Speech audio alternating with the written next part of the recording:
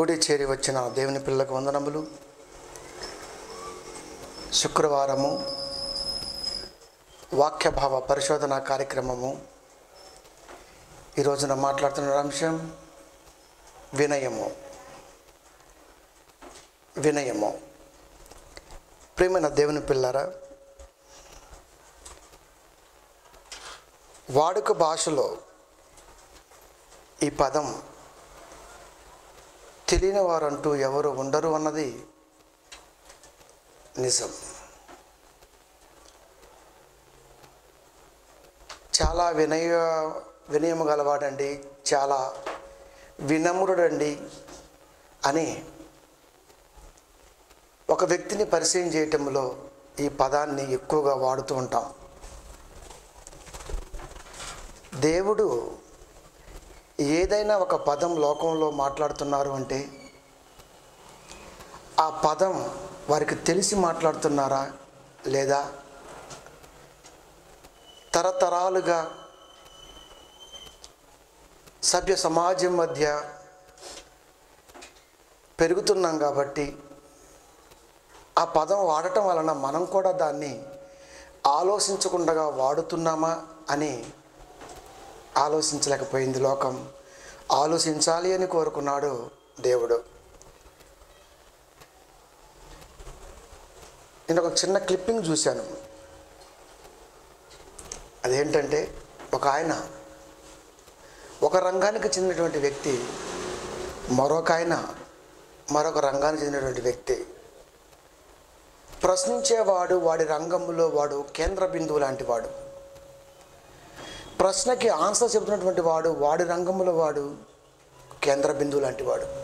అంటే ఇద్దరు కూడా ఒక రకంగా చెప్పాలంటే మేధావులే. ఒక ఆయన అడుగుతున్నాడు, ఫస్ట్ ఆయన సెకండ్ ఆయన అడుగుతున్నాడు, గురువుగారు విద్య నేర్పేవాడిని గురువు అన్నారు, పిలుచుకునేటప్పుడు కూడా హలో గురువు అని పిలుచుకుంటూ ఉంటాం. ఇలా ఇప్పుడు మిమ్మల్ని కూడా పండితులను కూడా గురువు అంటున్నారు. ఇంతకీ గురువు అంటే ఎవరండి అన్నాడు. ఆయన వెంటనే తడుముకోకుండా అవధాని కదండి, మరి అవధాని అంటే అప్పటికప్పుడు చెప్పగలిగిన స్థితి ఉన్నటువంటి వాడు. గురువు అంటే ఎవరో లేరు, నీకు నువ్వే గురువి అని చెప్పుకున్నాడు అని చెప్పేశాడు. బాగా చెప్పాడు అనుకున్నారు. కింద కామెంట్ పెడదాం అనుకున్నా, కాకపోతే మనకు సంబంధించింది కాదు కదా, ఎందుకులే పెట్టడం అని చూస్తూ వదిలేశాను. అడిగినవాడు వాడి రంగంలో కేంద్ర బిందువే, చెప్పినవాడు వాడి రంగంలో కేంద్ర బిందువే. ఆయన అవధాని, ఆయన దర్శకేంద్రుడు. వీరిద్దరి మధ్య సంభాషణ కొంచెం ఉంది, క్లిప్పింగ్ అది విన్నాను. నాకు అనిపించింది ఎంత ఫూలిష్నెస్గా వీళ్ళు ఆయా రంగాల్లో ఎలా అభివృద్ధి చెందారంటే ఆ రంగం కూడా ఫూలిష్నెస్గా అనిపించింది నాకు. అంటే తెలియలేదు, ఆలోచించలేకపోయారు. ఒక సబ్జెక్ట్ చెప్పేవాడు గురువు అయితే తెలుగు టీచర్, ఆమె తెలుగు తప్ప మరొకటి చెప్పలేదు. ఒకవేళ అడిషనల్గా ఇంకేదైనా చెప్పగలిగితే ఏ సైన్సు ఏ మ్యాథమెటిక్స్ చెబుతుంది. 1 లేదా 2 లేదా 3 సబ్జెక్టులు చెప్పగలిగినటువంటి వాడు గురువు అయితే, లోకాన్ని కలిగించిన దేవుడు ఏ సబ్జెక్ట్నైనా చెప్పగలిగే స్థితిలోకి నిన్ను రావాలి అని బైబిల్ ఇచ్చినప్పుడు మరి దేవుడు ఏమవ్వాలి? అందుకే దివ్య జ్ఞాన గ్రంథంలో మీరు గురువులు అని పిలవబడవద్దు అన్నాడు ఆయన. మీరు గురువులు అని పిలవబడవద్దు.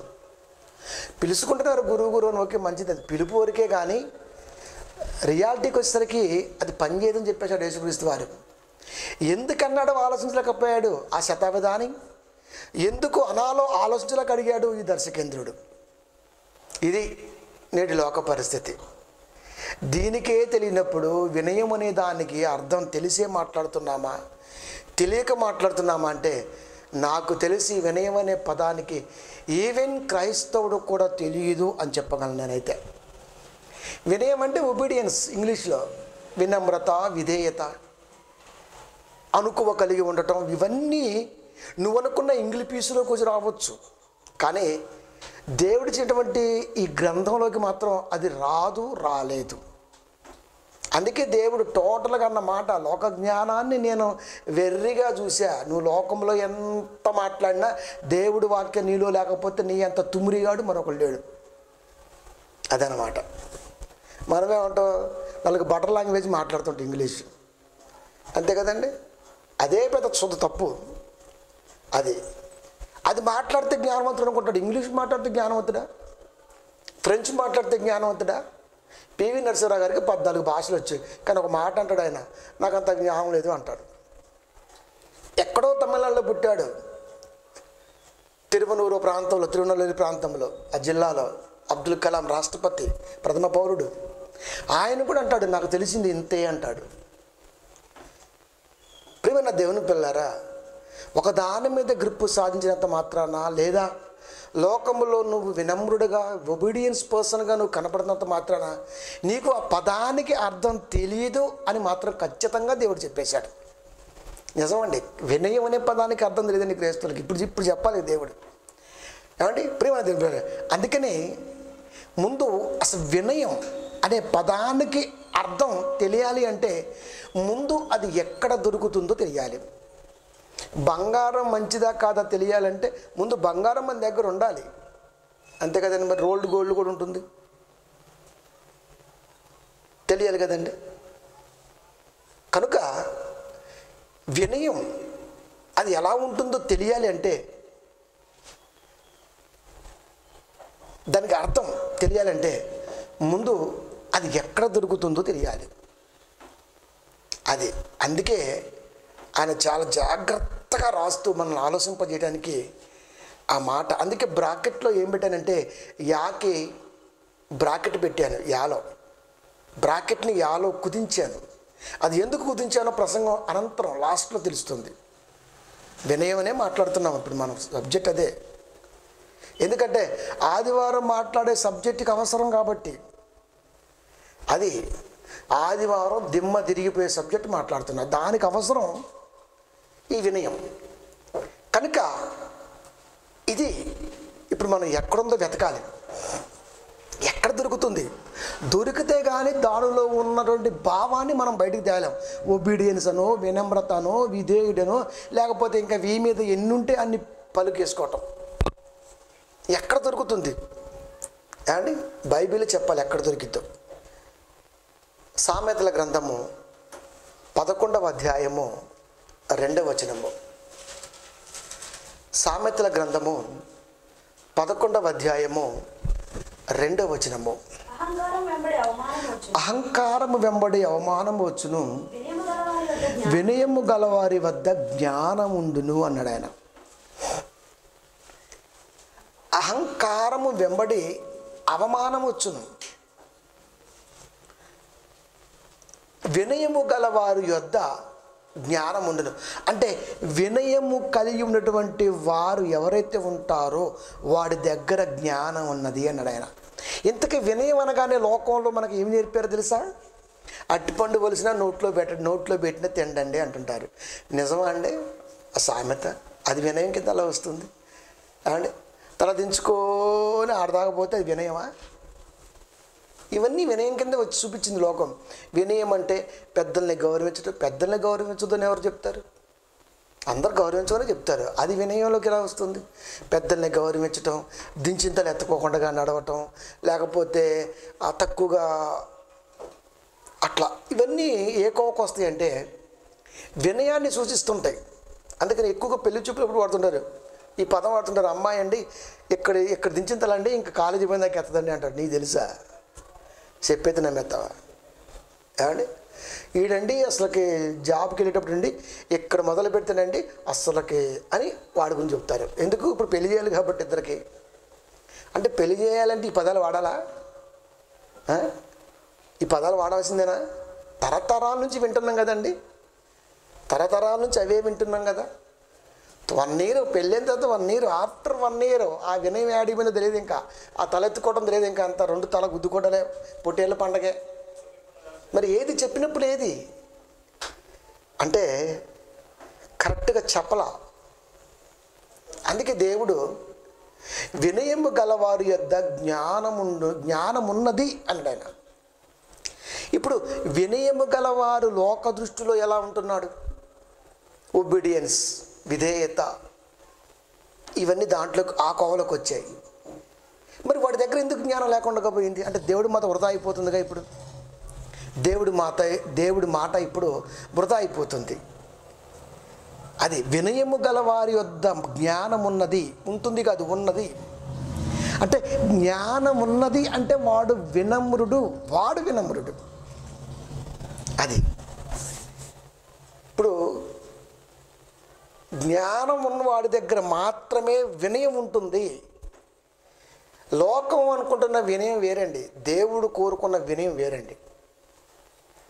ఎవడైతే జ్ఞానయుక్తంగా ఉంటాడో, జ్ఞానయుక్తమైన ఆలోచన బైబిల్ పరంగా కలిగి ఉంటాడో వాడు వినయం గలవాడు. మరి వీడి దగ్గర కోపం ఉంది, వీడి దగ్గర పొగరు ఉంది, వీడి దగ్గర అన్నీ ఉన్నాయి కదండి. ఏమండి, ఏలియా గారు ఉన్నారు, ఆయనలో వినయం ఎక్కడ కనపడిద్దండి మనకి? ఎక్కడ కనపడిద్ది? అంత సవాల్ జీవితమే కదా. ఎక్కడ కనపడింది ఆయనలో? పౌలు గారిలో వినయం ఎక్కడ కనపడింది నీకు? ఎక్కడ కనపడింది? సౌలుగా ఉన్నప్పుడు వినయం ఎక్కడ కనపడింది? పౌలుగా మారినాక వినయం ఎక్కడ కనపడింది? ఎన్ని పదాలు మాట్లాడుతుంది, తెక్కలోడిని, తెంగరోడిని, అట్ట ఇట్ట, ఎంత వ్యతిరేకించి మాట్లాడాడు, ఎంత వ్యతిరేకుల మధ్య మాట్లాడాడు, ఎంత అసహనానికి గురయ్యాడు. అలాంటి వినయం ఉంటే బర్నబాతో గొడవ ఎందుకు పెట్టుకుంటాడు? అండ్ తీవ్ర రూపం దాల్చింది ఆ గొడవ, తెలుసా? విడిపోయారు అక్కడ, దేవుడు ఏడ్చాడు అక్కడ. అంటే ఏం కోరుకుంటున్నాడు దేవుడు? ఏం నేర్పాలనుకుంటున్నాడు? లోకం అనుకుంటున్నటువంటి వినయ విధేయతలు అవన్నీ లోకానికే చెల్లుతాయి. కానీ దేవుడు ఎప్పుడైతే వాడిని వినయుడిగా చూశాడో వాడి దగ్గర జ్ఞానం ఉన్నది అన్నాడు. జ్ఞానం అంటే ఒక సబ్జెక్ట్ మీద పట్టు కాదు, దీన్ని ఇది జ్ఞానం కింద రాదు. ఒక సబ్జెక్ట్ మీద పట్టుకున్నాడు ఎలా అవుతాడు జ్ఞానవంతుడు? ఎలా అవుతాడు? ఎనీ సబ్జెక్ట్ నువ్వు ఎక్స్ప్లెయిన్ చేయడానికి సిద్ధపాటు కలిగి ఉండాలి. అది జ్ఞానం అంటే. వాళ్ళ వినయం అంటే ఇప్పుడు నోట్లో వేలేసుకొని మంచిగా తలదించేసుకొని చిన్నగా లైట్గా ఎట్లా ముద్దుగా క్రాఫ్ వేసుకొని ఎట్లా ఇదే వినయం అంటే. అందుకనే లోకంలో ఉన్నటువంటి మనిషి ఆలోచన బైబిల్ దగ్గరికి ఎప్పుడు చెల్లుబాటు అవ్వదు. అది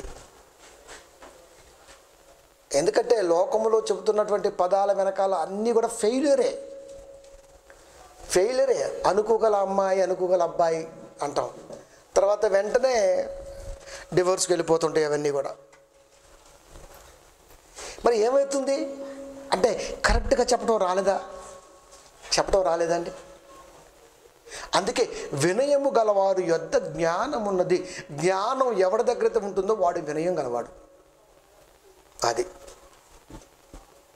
వినయం గలవాడు, వాడే వినయం గలవాడు. ఇప్పుడు వినయం గలవాడి దగ్గర ఏముంది అంటే జ్ఞానం ఉన్నది. జ్ఞానం ఉంటే సరిపోదు, మళ్ళా గుర్తుపెట్టుకోండి. అంటే ఇప్పుడు అవధాని, శతావధాని చాలామంది కనపడుతుంటారు బయట. ఇక్కడ కూడా రెవరెంట్లని వాళ్ళని కూడా చాలామంది కనపడుతుంటారు. అది కూడా కాదు, మళ్ళా దాన్ని అభ్యాసము, ప్రాక్టికల్ అన్నాడు ఆయన. జ్ఞానాన్ని ప్రాక్టికల్ చేయాలి. స్కూల్లో పాఠాలు చెప్పిన తర్వాత ఇంటికి వెళ్ళేటప్పుడు ఎక్కడ తిరుగుతారో పోరగాళ్ళని టీచర్స్ వాళ్ళ మీద బర్డెన్ పెడుతూ ఉంటారు. ఎందుకు? హోంవర్క్, అది సిటీ క్లాస్ వర్క్ ఇస్తూ ఉంటారు, చెయ్యాలి మీరు ఇంటికి వెళ్ళి. అంటే ప్రాక్టికల్ ఎప్పుడు చేస్తూనే ఉండాలా. అంటే ధ్యాస.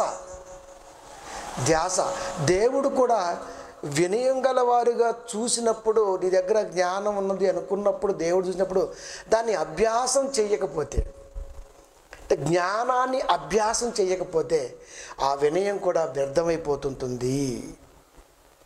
అది ఇప్పుడు వినయము గలవారి వద్ద జ్ఞానం ఉన్నది. నేను జ్ఞాని అంటే నేను ఏదైనా చెప్పగలను అనుకుంటూ ఉంటాం మనలో చాలామంది. కానీ అక్కడే తప్పులో కాలేస్తూ ఉంటారు. అలా అనేక మంది వేస్తూనే ఉన్నారు ఇప్పుడు బైబిల్ పరంగా. బైబిల్ గొప్పగా చెబుతాడు, యేసు దేవుడు అంటే ఒప్పుకోడు. బైబిల్ గొప్పగా చెబుతాడు, పెళ్ళంతని తరిమేస్తాడు, వేరేదాన్ని చేసుకుంటాడు. బైబిల్ గొప్పగా చెబుతాడు, ధనం మీద మహాదృష్టి ఉంటుంది వాడికి. బైబిల్ గొప్పగా చెబుతాడు, జ్ఞానం కదా, రకరకాలుగా ఉంటుంది. కానీ దేవుడు కోరుకున్న విధంగా బైబిల్ చెప్పటం అన్నది మనిషికి ఎప్పుడు వస్తుందా అంటే ఆ జ్ఞానాన్ని అభ్యసింపచేస్తూ వాడు ఉండాలి. అది నాకు వచ్చులే, నాకు అండర్లైన్ ఉందిలే, నాకు బాగానే ఉందిలే అంటే కుదరదు. Practice makes mans perfect.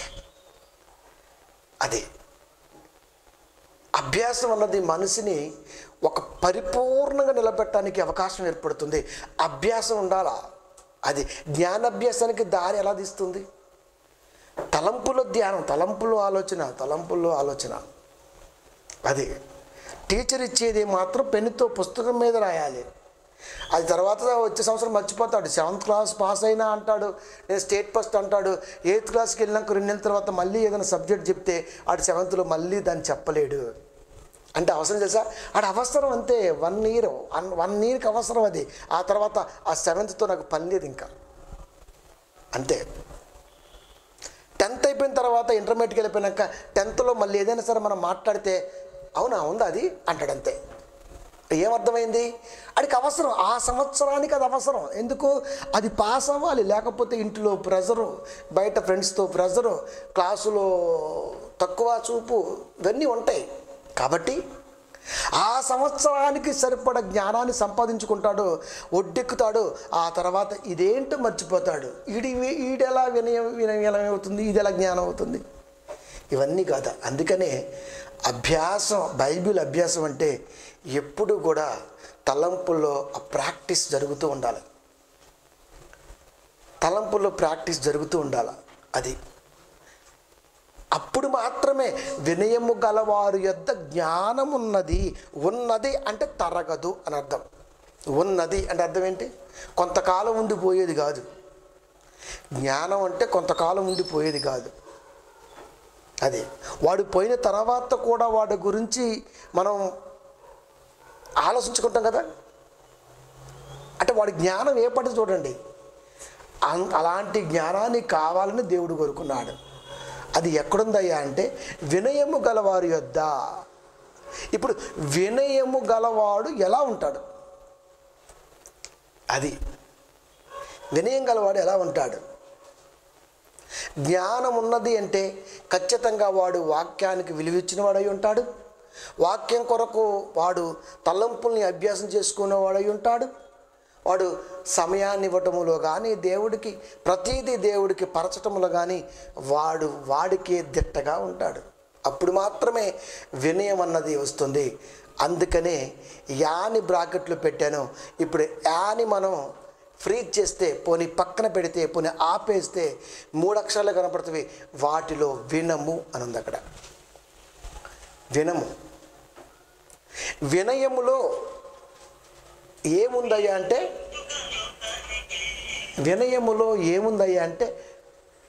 వినము. వింటే వినయవంతుడు. వినయము అంటే వినటములో వినయం ఉన్నది. వినకపోతే వినము. వినయము ఉన్నది అంటే దాంట్లో వినే మనసు ఉన్నది. అది దాంట్లో వినే మనసు ఉన్నది. అంటే వాక్యాన్ని వినటములో వాడికి ఏమర్థమైద్దయ్యా అంటే దేవుడి గురించిన ఆవేదన కానీ, దేవుడి గురించిన బాధ కానీ, ఆయన ఈ బ్రతుకాలంలో నీ పట్ల ఏం కోరుకుంటుండో నీకు అందే అంత గొప్పగా రాగలిగి నువ్వు వినగలిగితే ఆ మాటలు, అప్పుడు వినయం వస్తుంది. ఒబీడియన్స్ ఇంగ్లీష్ కాదు ఇది. ఇంగ్లీష్ ఒబీడియన్స్ వేరు. అది వినయం అంటే వినటములో దాగి ఉన్నది వినయం. వినుట వలన విశ్వాసము కలుగును. వినటములో వినయం ఉన్నది. వినకపోవటములో వినము ఉన్నది. అది వినయములోనే యాని తీసేస్తే వినము అంటే దేవుడి మాట వినని వాడి దగ్గర జ్ఞానము ఉండదు. దేవుడి మాట వినేవాడి దగ్గర జ్ఞానం ఉంటుంది. ఇప్పుడు మీరు వినుట మట్టుకు విందురు కానీ గ్రహింపు ఈజ్ ఈక్వల్ టు అభ్యాసము. ప్రాక్టీస్. అది గ్రహింపు అంటే చెవులన్నీ ఇలా పెట్టింటాం కాదు, ప్రాక్టీస్. గ్రహించడానికి దేని అంటారు? గ్రహించడం అంటే క్యాచ్ అంటారు దాన్ని, క్యాచింగ్. ఒక పదాన్ని క్యాచ్ చేయటమే గ్రహించటం. అది ఎప్పుడు వస్తుంది అంటే ప్రాక్టీస్లో వస్తుంది. అంటే వాక్య ధ్యానం. ప్రాక్టీస్ అంటే ధ్యానం. చెప్పిన ప్రసంగాన్ని, దేవుడి మాటని చాలా జ్ఞానయుక్తంగా ధ్యానించటంలో ఎప్పుడైతే మనం నిబద్ధత కలిగి, అంటే స్టెబిలిటీ కలిగి ఉంటామో అప్పుడు మాత్రమే వినయము నీలో దేవుడి కనబడుతుంది. అప్పుడు పైనుండి వచ్చు జ్ఞానము నీలో ఉంటుంది. కింద నుంచి వినయం పైకి వెళ్ళాలి, పైనున్న దేవుడి దగ్గర జ్ఞానము నీలోకి రావాలి. రెండు కలిస్తేనే జ్ఞానాభ్యాసం అవుతుంది. 17:33 సామెతల గ్రంథము.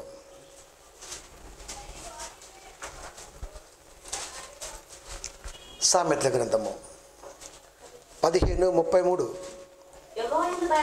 యెహోవా యందు భయభక్తులు కలిగి ఉండుట జ్ఞానాభ్యాసమునకు సాధకము, ఘనతకు ముందు వినయం ఉండదు. ఇప్పుడు వినయము గల వారి వద్ద ఏమున్నదయ్యా అంటే జ్ఞానం ఉన్నది. వినయము గల వారి వద్ద ఏమున్నదయ్యా అంటే జ్ఞానం ఉన్నది. జ్ఞానాభ్యాసము సాధకం చేయాలి, నువ్వు ప్రాక్టీస్ చేయాలా. నువ్వు జ్ఞానాభ్యాసంలో ఉన్నావంటే దేవుని యందు భయభక్తులు కలిగిన వాడిగా, అమ్మో మాట వినకపోతే బాగోదు, మాట వినటానికి నువ్వు రావాలి. ఇది జ్ఞానం అభ్యాసం, ప్రాక్టీస్. రావటం ప్రాక్టీస్, రాయటం ప్రాక్టీస్. టీచర్ చెప్పింది రాయటం ప్రాక్టీస్ అయితే క్లాసులో నువ్వు నెంబర్ 1 పర్సన్గా కనబడతావు. దేవుడు చెప్పిన మాట కొరకు రావటం అన్నది ప్రారంభిస్తే దైవ దృష్టిలో ప్రాక్టీస్లో నువ్వు నెంబర్ 1 పొజిషన్లో ఉంటావు. రావటం ప్రాక్టీసు, రాయటం అన్నది ప్రాక్టీసు. ఇది లోక సంబంధమైనది రాయటం, రావటం దైవ సంబంధమైనది. అందుకే జ్ఞానం ఎవరి దగ్గర అయితే ఉంటుందో వాడు వినయము గలవాడు. ఆ వినయము గలవాడు అంటే ఆటోమేటిక్గా వాడు దేవుని యందు భయభక్తులు గలవాడే. అది ఇప్పుడు జ్ఞానాభ్యాసమునకు సాధకము. అది జ్ఞానం ఉన్నది వినయం గల వారి వద్ద, దాన్ని అభ్యాసం సాధకం చేయాలి. ఇప్పుడు దాన్ని ప్రాక్టీస్ చేస్తూ ఉండాలా, ధ్యానిస్తూ ఉండాలా, వాక్యాన్ని ధ్యానిస్తూ ఉండాలా, దేవుడి మాట ధ్యానిస్తూ ఉండాలా, దేవుడికి ఏం కావాలో ధ్యానిస్తూ ఉండాలా.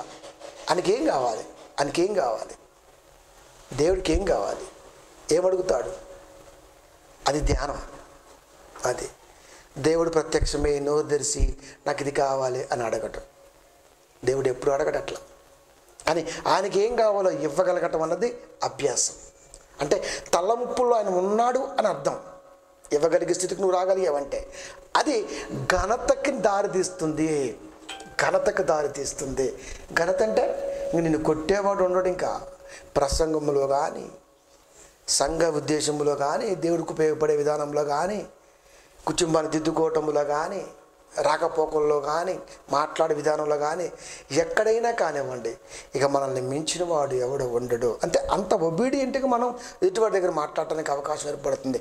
ఎప్పుడయ్యా అంటే భయభక్తులు, జ్ఞానానికి అభ్యాసము, అంటే ఆయన మాటని తలంపులు ధ్యానించటం, ఇవన్నీ ఎప్పుడైతే ఘనత వస్తుంది. ఘనత అంటే అనేక మందికి అది సాదృశ్యం అవుతుంది, ఆదర్శం అవుతుంది. ఘనత అది ఒక విషయాన్ని బయటకు తీసుకొచ్చి గొప్పగా చెప్పగలుగుతున్నామంటే అది ఘనత కదండి దేవుడికి. మరి ఎన్నో తప్పులు చూపిస్తూ ఉంటారు బైబిల్లో, వాళ్ళకి అర్థం కాక వాటిని మనం ఇలా చూపిస్తూ ఉంటాం, దేవుడి ఉద్దేశం ఎలా ఉన్నది అని. అంటే ఘనత ఎప్పుడైతే జ్ఞానాన్ని అభ్యాసం చేయగలుగుతున్నామో అప్పుడు దేవుడు ఘనత ఇస్తాడు మనకి. అబ్బా ఈ వాక్యాన్ని ఎంత బాగా ఎక్స్ప్లెనేషన్ ఇచ్చాడు కదా, ఎంత బాగుంది ఇది. అంటే ఆ మాటని ఎప్పుడు వినవాడు విని వాడి తలంపుని మార్చుకోగలిగిన రోజున అది నీకు ఘనతగా ఉంటుంది. ఘనతకు ముందు వినయం ఉండును. ఘనత వచ్చిందంటే వినయం ఉన్నది. వినయం ఉన్నదంటే నువ్వు జ్ఞానవంతుడివి. జ్ఞానవంతుడు అయిన నువ్వు అభ్యాసం చేయటంలో దేవుడు అడక్క ముందే ఏం కావాలో ఇవ్వటం అన్నది నేర్చుకుంటూ ఉండాలి. ఇంత రౌండప్ అవుతుంది చూడండి, ఇంత రౌండప్ అవుతుంది. అంటే వినయము అంటే వినయములో జ్ఞానం ఉన్నది, జ్ఞానాన్ని అభ్యసిస్తున్నాము, దేవుని యందు భయభక్తులు కలిగి ఉంటున్నాము, ఆయన మాటకు విలువిస్తున్నాము, ఆయనకు ఏం కావాలో కూడా మనం ఆయన అడగక ముందే ఇస్తున్నాము. ఇది వినయం. లోకంలో ఈ వినయానికి ఇంత ఉందండి తాత్పర్యం. వినయం అంటే ఇంత ఉందా అండి? ఇంత ఉంటుందా? వినయం అంటే ఇంత ప్రాసెస్లో లోకంలో కనపడుతుందా? మనకి కనపడదు. ఇది ఎప్పుడైతే కలిగి ఉంటావో ఆటోమేటిక్గా లోకం చూసేవాడికి వాడి దగ్గర ఉన్న వినయానికి మన దగ్గర ఉన్న వినయానికి చాలా తేడా ఉంటుంది. అదనమాట. అందుకే క్రైస్తవుడు ఎప్పుడు కూడా డిఫరెంట్గా ఉంటాడంటే అర్థం అదే. అది దాని అర్థం. కనుక భయభక్తులు కలిగి ఉండట జ్ఞానాభ్యాసంకి సాధకము. అదే జ్ఞానం ఎవరి దగ్గర ఉంటుందా అంటే వినయము గలవారి వద్ద ఉంటుంది. వినయం ఎవరి దగ్గర ఉంటుందా అంటే వినే ఆసక్తి కలవాడి దగ్గర ఉంటుంది. వినే ఆసక్తి ఎవరి దగ్గర ఉంటుందా అంటే దేవుని యందు భయభక్తులు కలవాడు దగ్గర ఉంటుంది. అమ్మో, మాట వినకపోతే ఎట్లా? దేవుడి మాట వినకపోతే ఎట్లా? దేవుడి మాట కొరకు రాకపోతే ఎట్లా? ఇవన్నీ కూడా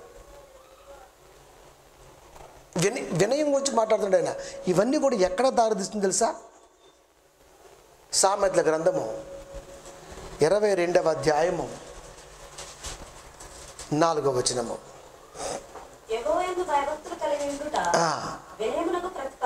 వినయమునకు ప్రతిఫలము. యెహోవా యందు భయభక్తులు కలిగి ఉండుట వినయానికి ప్రతిఫలం. వినయానికి ప్రతిఫలం. వినయానికి ప్రతిఫలం. ఎప్పుడైతే దేవుడి మాట వినటంలో ఆసక్తి కనబరుస్తున్నామో, వినటానికి వేగిరపడుతున్నామో, అప్పుడే నీ దగ్గర జ్ఞానం ఉంచడానికి దేవుడు సిద్ధపడ్డాడు. జ్ఞానం ఉంచడానికి దేవుడు సిద్ధపడ్డప్పుడు దాన్ని ప్రాక్టికల్గా నువ్వు అభివృద్ధి చేయించాలి. అభ్యాసం, జ్ఞానాభ్యాసం. ఎప్పుడైతే జ్ఞానాభ్యాసంలో నువ్వు ఉంటావో ఘనత వస్తుంది. ఇప్పుడు చూసిన వాడు మరికొద్ది రోజులకి నిన్ను చూసి ఆశ్చర్యపోతాడు. ఘనత వస్తుంది. ఇప్పుడు ఘనత ఎక్కడికి వెళ్తుందయ్యా అంటే ప్రతిఫలం. నీకు ప్రతిఫలానికి వెళ్తుంది. అది ఎలాంటి ప్రతిఫలం అంటే ఐశ్వర్యము అన్నాడు ఆయన. ఐశ్వర్యము, ఐశ్వర్యము, ఘనత, జ్ఞానం, జీవము దాని వలన కలుగును. దేని వలన? వినటం వలన, వేగిరపడి రావటాన్ని చూపే మనసు వలన, దేవుడి ఉంచిన జ్ఞానాన్ని అభ్యసించటం వలన, అభ్యసించే మనసుని కలిగి ఉండటం వలన, దేవుడు అడగక ముందే. దేవుడు ఏం అడగడు కదండి అసలుకి. మనం అడుగుతున్న దేవుణ్ణి. విచిత్రం ఏంటంటే దేవుడు అడగాలి మనల్ని, కానీ మనం అడుగుతున్న దేవుణ్ణి. అది సొలొమోను అడిగాడు దేవుడు, నీకేం కావాలయా అని అడిగాడు. దావీదుని అడిగాడు, నీకేం కావాలి? ఇలా బైబిల్ అందరిని అడుగుకుంటూ వచ్చాడు. భక్తులందరినీ దేవుడు అడిగాడు. వాళ్ళు గుర్తెరిగి బ్రతుకుని సాగించుకుంటూ వెళ్తే వాళ్ళకి ఈ రోజున బైబిల్కి గొప్ప కనపడ్డారు. ఇప్పుడు మనం అడుగుతుంది దేవుణ్ణి. ఏమని? అదండి, ఇదండి, అదండి, ఇదండి. కానీ ఆయన అడగాలి, నీకేం కావాలరా అని. ఆయన ఎలా అడుగుతాడు? అడిగించుకునేవాడికి అడిగేవాడికి మధ్య సంబంధం మరొకటి చెప్పకూడదు. అది ఎలా అడుగుతాడు? దర్శన రూపంలో అడుగుతాడా? వాక్య రూపంలో అడుగుతాడా? అడిగించుకొని పొందుకునే ఎక్స్పీరియన్స్ ఉంటే నువ్వు చెప్పగలవు. ఎలా దేవుని ఎలా అడుగుతాడు? దేవుడు, నీకేం కావాలి? నీకేం కావాలి? అది స్వప్నమందు దేవుడు ప్రత్యక్షమై, పాత నిబంధన కాలంలో స్వప్నమందు ప్రత్యక్షమై, నీకేం కావాలి? నీకేం కావాలి? ఇప్పుడు స్వప్నమందు ప్రత్యక్షమయడానికి లేదు అవకాశం. ఇంకా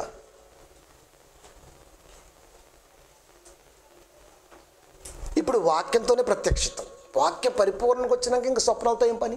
వాక్యం లేనప్పుడు స్వప్నం, వాక్యం ప్రత్యక్షంగా అయినప్పుడు. ఇప్పుడు బైబిల్ చదువుతుంటే ఆయన మాటను ధ్యానిస్తున్నావంటే ఆయనతో నువ్వు మాట్లాడుతున్నావు అని లెక్క. దేవుడితో మాట్లాడినప్పుడు ఆయన ఆటోమేటిక్గా బైబిల్ చదవటం అంటే దేవుడితో మాట్లాడటం.